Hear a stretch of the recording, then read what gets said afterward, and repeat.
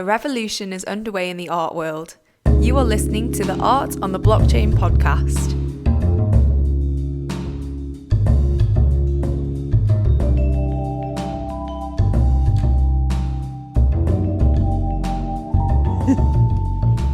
Hey, well, we're so excited today to have Beth Forst with us.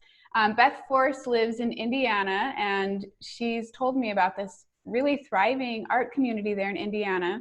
And so before we dive into the questions, Beth, can you introduce yourself a little bit more? Well, sure. I'm Beth Forst. I grew up in Indianapolis, and I did art at 3 when I was sitting in the back of the car and learning how to draw.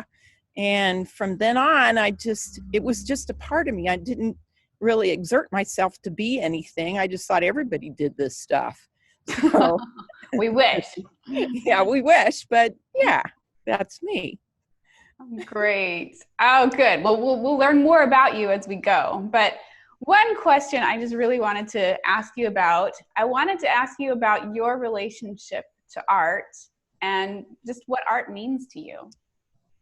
That's a great question, by the way.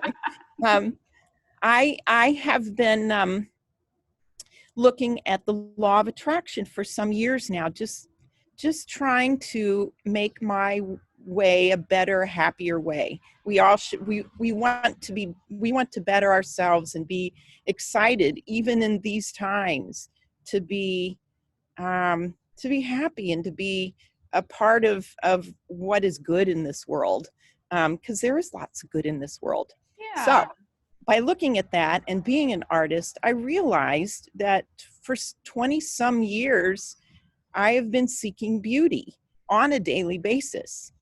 I'm a beauty seeker, and that comes in many forms. That comes beauty of music, beauty of nature. There is so much beauty out there. It will take me another lifetime just to seek out new avenues for finding new beauty, because things are changing and there's new visions of beauty on the horizon. Yes. So right. that is my relationship to it. I'm a beauty seeker, and it comes back at me, and I love it. Glad to be an I love that. A beauty seeker. Yeah. So where do you find beauty the most? Like if you're in a more negative sort of a mood, are there places where you can reliably find beauty in your days? Funny you should ask. I taught preschool for about 9 years while my little guys were getting bigger. Mm-hmm. And the one thing that I learned from a room full of 3-year-olds, that if they're cranky, fussy, and things just aren't the way they want them, you take them outside. You just go out there. We're going outside. Let's swing. Let's run. And instantaneous. You can just see it in their faces. It's like, oh, yes, I'm outside. And it's if we could just understand the joy that we innately have, like those 3-year-olds, life is pretty good. Yeah. So going outside. Oh, I agree. Yeah. You get outside first thing in the morning and the day looks different, doesn't it? It looks clearer. It does.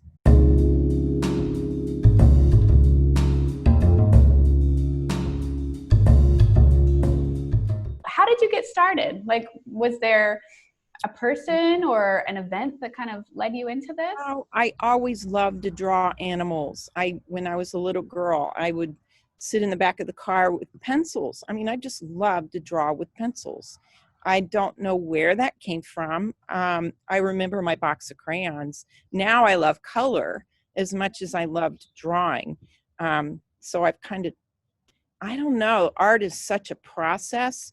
I can't, there were steps that were pretty significant, like blowing out a candle on my birthday with my family. And in my heart, I wanted to really be a good painter, because it's very frustrating and I wasn't very good. But I remember wishing that, and that really taking hold inside me. So I thought, how am I going to become better? How do I get better? And that's when lots of opportunities opened up as far as workshops or meeting up with fellow artists on the same level or even a little bit better. And then they were a guide as we would learn to paint. So those are some of the steps. Okay, great. How has your work evolved lately? Like, do you feel like your work stays static, or does it Oh, change over heavens, no. time? And what's going on with it right now? There is nothing static. Yeah. Everything changes daily. It does. And that can be from just the supplies that you have. Like, we're running low and supplies are fairly expensive. So it's like, use what you got. Oh my gosh, you got so much stuff on these shelves. Make something with it. Do it. Can you do that? And sometimes you fail, but you do get like a seed of an idea that, well, this might work. So yeah, so do unusual things and put play into it. Play is probably the big thing. I've got a lot of time on my hands, so I've been working online to help market my work, to get a broader audience. But also that there's a contrast to that. You can only take so much of that. Right. And so then you have to go in and pull out the house paint and start throwing it around or do something odd. So it's all fun. It's all make it fun. Yeah, good. Yeah, that's interesting about the marketing. Do you think that's one of the bigger challenges for artists right now, is trying to figure out how to reach people who want to buy their art? It's always been. I mean, I would say that's always been a concern. How do we find more? Because I've been working a long time and I pretty much know who likes my work and how to bring that work to the public, but that's all changing. So we have to be creative with how we get our work out there. And I mean, online is definitely the answer. It's without a doubt, because we can't stay stagnant. And you get a bigger audience. I mean, it's a huge audience if you think about it, but you just got to be able to find them. Right. Yeah. I mean, the internet's opened up. Anybody anywhere can find your art if they know where to look. Right. Yes. Yeah. So could you describe the art community in Indiana? What's it like and what's working well there? I think we have a very rich community from how I learned how to paint 10 years ago, 20 years ago, I learned how to plein air paint. And we had a small group of people, and it was just a small little organization of non-for-profit. So it grew. And I really think the core of it was so good because it wasn't competition oriented. It was more of a social, let's learn how to paint. There's many ways to do it. Let's all get out there. It wasn't exclusive, which I think is pretty unique to the Midwest. And you could go out there and be painting with seasoned painters that knew what they were doing and knew how to help you. And then classes formed. And I mean, we grew to, I'm speaking about the Indiana Plein Air Painters Association of Indiana. And I served on the board there for a few years, but it was made of a diverse group of left brain thinkers and right brain thinkers, and it was really great. So I think that we have a really good resource in our art community. Mm-hmm. So a real cooperative kind of feel. We're cooperative, but really a lot of talent there. We've got Indiana. I don't know if you know, but Indiana is like it has a very traditional hotbed of painters. T.C. Steele, Forsyth, and just there's tons of them that had a art community in southern Indiana, and they still are held in high regard because their paintings really brought pride to to the art world in Indiana. So, Yeah, so yeah, there's a we're real a part of that. tradition. Yes. Yeah, that's fantastic. What kind of advice would you give somebody who's just starting out in art and doesn't really know what to do or how to Don't get take started? any advice. My advice is don't listen to the advice. Yes, the Find rebel, your own way. find your own way, because I think that there's greater, what happens is you go to workshops and you go to a workshop here and you start painting like they paint, or you go to another workshop there and you paint like they paint without really taking that and making it your own.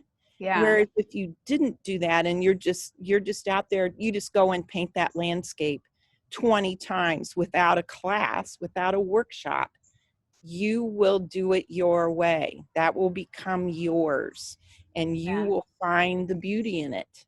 Yeah. Ta-da. Yeah. Okay. So the key to finding your own way is just to listen to what's within you, huh? Absolutely. It's a metaphor for life, baby. I've had too much caffeine. I think you had just the right amount.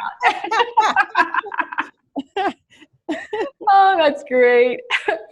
So if somebody wants to find out more about you and your art, where should they go?